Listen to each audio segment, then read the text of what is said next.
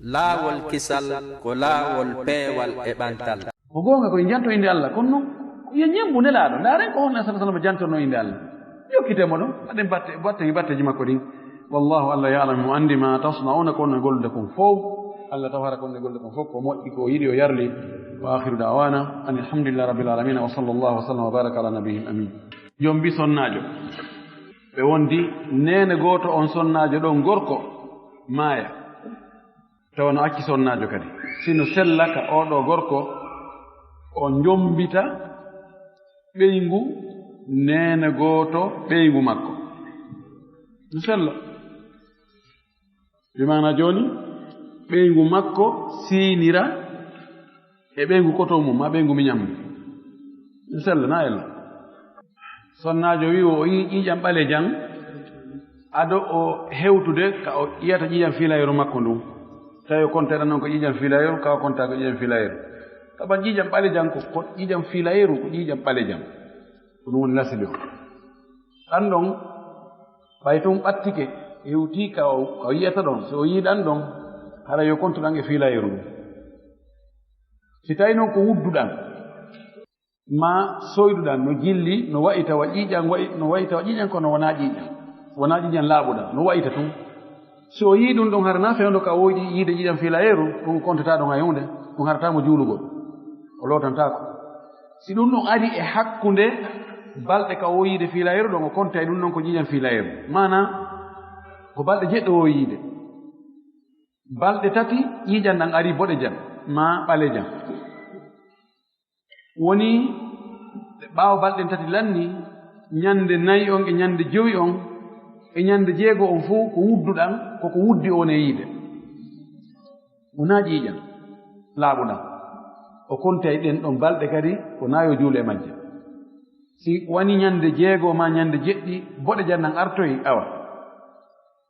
mi mana e nder balɗe ko période ko o yiide kon ƴiiƴam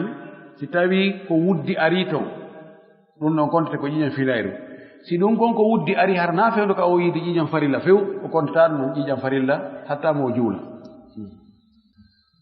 goɗɗo landi wo si tawi goɗɗo o e suumaye o juula suba kam ha o gayna o ara wonda e sonnajo ma on ka daɗɗudi o hoora ñallal ngal on ɗon ni ñawore makko oɗo ɗayni hoore mum oɗo mi tangini ha yette soɓe nan ɗum wattake ka hay kamɓe ɓe andi ɗum wattake nde wonno goɗɗo o juulata subaka ha o gayna e suuma e o arta o ɓanna o ñaama hombo watta ɗum si tawi o waɗi ɗum le hara ko honɗum yimɓe wiyatamo a o itti kooƴe yimɓe ho kanko tigi ma nde ara o itti kooƴe a waɗa kadi o itti kooƴe o fawi hoore makko ɗon hoorugol lebbi ɗiɗi jokkindira marinɗigol ƴette barijo goɗɗo landi wo si tawi goɗɗo tawama juma ka tawata salliɓe tata noddinayi si tawi on tigi jokkita e ɓen salliɓe tato noon o du'o kadi du'ete ɗon si tawi on tigi si tawi sallijo on gayni jokkitowo on gayni on maki ida sami'tumu nidaa si on nani noddinandu ɓay tum o nani noddinandu ɗin tati noon haray o jokkita e ɓe tato noon noddindo ara noon on jokkitamo ha o gayna so o gayni on tigi du'o ɗimmo on kadi o jokkitamo ha o gayna o gayni o du'o tammo on kadi o jokkitamo ha o gayna o du'o ɓeydamo tum moƴƴere kono noon no wowtaka meɗen kono na ɗum no woni sawabe goy bonnata noon juma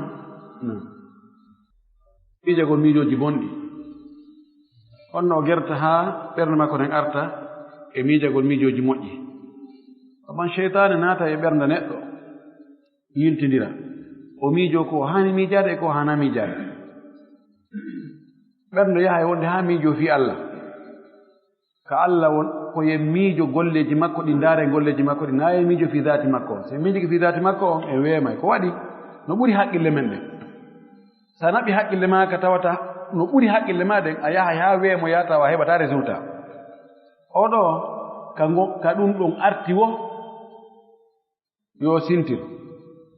wi ashhadu an la ilaha illa allah wa anna muhammadan rasulullah ko janto inde Allah subhanallah alhamdulillah wa la ilaha illa allah akbar a'udhu billahi minash shaitani rajim yo hebbin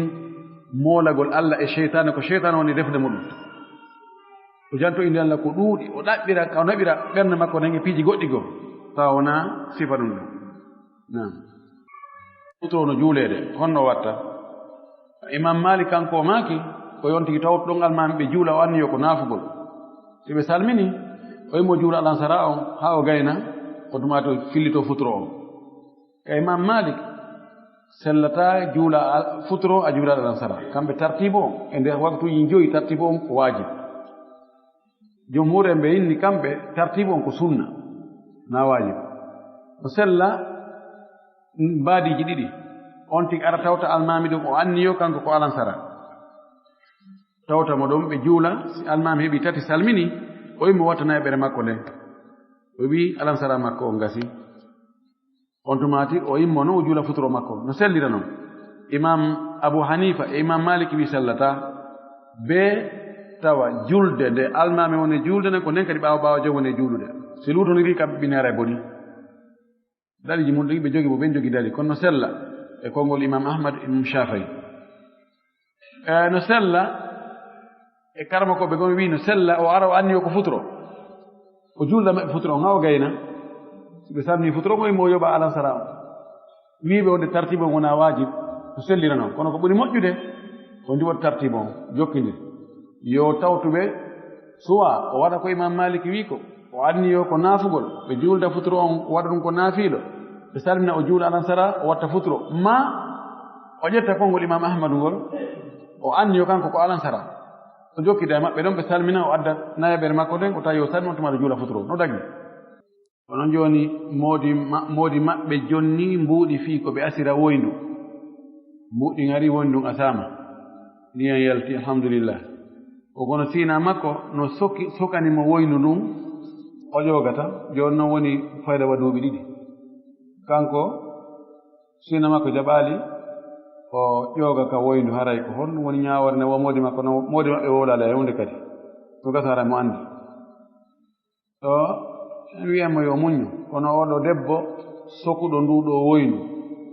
sokani siina muɗum e hoore ko jawdi moodi maɓɓe kamɓe ɗi ɗo noon woni ko woyndu ɗum asira oɗo o heɓi haqqe molanaɗo oɗo yo anndu e nder baraji ko nde yangade ko mbuyi e muɗum ko siina makko jeyi si tawi ko wolaɗo koko goonga tawi ko ni woniri o kaggugol ɗon woyndu ndu tawata ɓe fof hiɓe fota e mayru ɓayi ko jawdi moodi maɓɓe ɓe fota ter ɓey to no gasa kanko ɓuri kanko woni baatajo on ɓay sina ɗum noon moodi makko si andi moodi maɓɓe si andino ɗum ɗon no duwamo yeyta ɗum no gasa wona mbudi ma joni accitu ko on fof ko asana woynu ɗum ko on fof gollitirta si tawi ko noon woniri ɗo haray o ñaami haqqe wallahi ɗi haqqeji wona ɗi e ñaameede si tawi jon haqqe on yaafaaki on tigi ka adnaga on tigi yoɓitaali wallahi kaka baraji makko rewoyte ñande baraji weli hitti yo debbo ɗo yo hul Allah yon noon kanko o sonnaaje ɗo mo newnonaaka yo ƴoogu ka ko lowru yo yeeto mawɓe makko ɓen e mawɓe moodi makko ɓe yewta ɓe joɗɗina oya ɓe yewta ɓe e makko ba ɓen ɓe yewta ɓe yeeto debbo on ko waɗi ɗon ko naa ko haani o etto o hetta haqqe makko on haqqeji ɗin wona yon tigi fanku tum ɓe wi a risqu yaati afwan wa risqu yutlabu talaban artike aray tum hay si a ɗaani tawa artike o ara ɗon kono haqqe ko ya ɗaɓɓito haqqe ko ya gerto wiya ɗum ɗo ɓay ko haqqe mi accata kono wigol ɗum alhamdulillah rabbil alamin haɗa noon joni mi accidima e Allah haqqeji ɗi mi accidima e Allah ɗi luftay wonti na yakkude bo yalla de koye wakke ɓe ɗiɗo ɓe taƴoniri o etiki ha ronki o rewreta ɗen fof ɓe jaɓaali hiwrondirde honno watta yo accituɓe hanɗo ɗum o accata no watta ɗo min mi annda l'islam on ko wi ko yo eto hara taƴondirɓe wonaari ka galle makko yonno ko maniére honno watta ɗum o ñeeñi haa etoɗo ɓe moƴƴintinna kanko anndi o hulɓinay o rerɗinay o sanctionnay o raɗoto taw so raɗiki ɓe jooni ɓe yehi haa ɓe jiɓi kesi ɓe artay no gasa si ɓe arti won noon tumati ɓe ɗumanto si tawi dépense on no tiiɗi si dépense no timi ko min tamo yo raɗo ɓe taw accude kono wi yahe kam o weya kam mum taw ha toma wawɗon wonde ɗo hara ɗon hiɗon yettidira hiɗon hiwrodira so wawɗo ɗum o on tomati are so tawi dépense no tiiɗi yo ɓe yahu tun o ɗaɓɓa goɗɗo goo joɗɗino ɓe aroya ɓe tawa tammo heɓinoke on tumati ɓe weltay par ce que si tammo heɓike tun kamɓe ɗiɗo ɓenna he andi ɗo joni andi ko ɓeynuno kon ko piyowi raɗi goɗɗo ma kanase raɗi goɗɗo ƴawnimo e leggal ɗi jokki mo non ha hewtoy ka meele tun o tawi hino billal ngal koki tun o yilti o hirbi o hirbi piyowi ngi o inni andi enen woni gootum ko endu muynuɗen andi enen hino gaño men on da wonde si satti ha e gaño ɓurɗo jaasude on ko on noon wonde tagiɗo almuhimmu ɓe sonnaɓe ɓe foti e hulde Allah ɓe wattana fondo moƴƴi no woodi sonnaɓe buy ɓe tawata haramodi maɓɓe no wakkili moƴƴi kono siinireyagal ngal no ɗuuɗi konnagu mum no ɗuuɗi hakkunde maɓɓe woɓɓe goo ko worɓe woni e wadde par ce que so tawi gorko on holli wonde ko oɗa ɓuri hittude ko on noon ɓuri teddude ko on noon ɓura yiɗede ɗum sonnaɓen si ɓe andi ɗum fayda ɓe ɓe manto ɓe ɓe bewa woɓɓe ko ɗum woɓɓe goo noon ko naturellement hara gorko on no wakkili no eti no fonni hakkude maɓɓe kono ɓe wala famodirde haray ɗum ɗo ko ella ɓay yurmede Allah nden e moƴƴere makko nden fayda ko ɓurata juurade ko ɓurata hibbude ko e galleji ɗi ɓuttu e weldigal woni e mum ɗin haray neɗɗo mo be yo eto ka galle muɗum hara taƴodirɓe ala toon torki Allah yo Allah moƴƴin galleji ɗi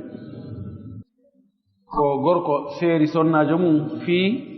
sonnajo on hiɓe haldi sonnajo ronki hunnude kankadi wi o acciti ngal on landa sakkitinga ngal inchallah oyna o acciti joni noon ɓe wona hande wotere tun awa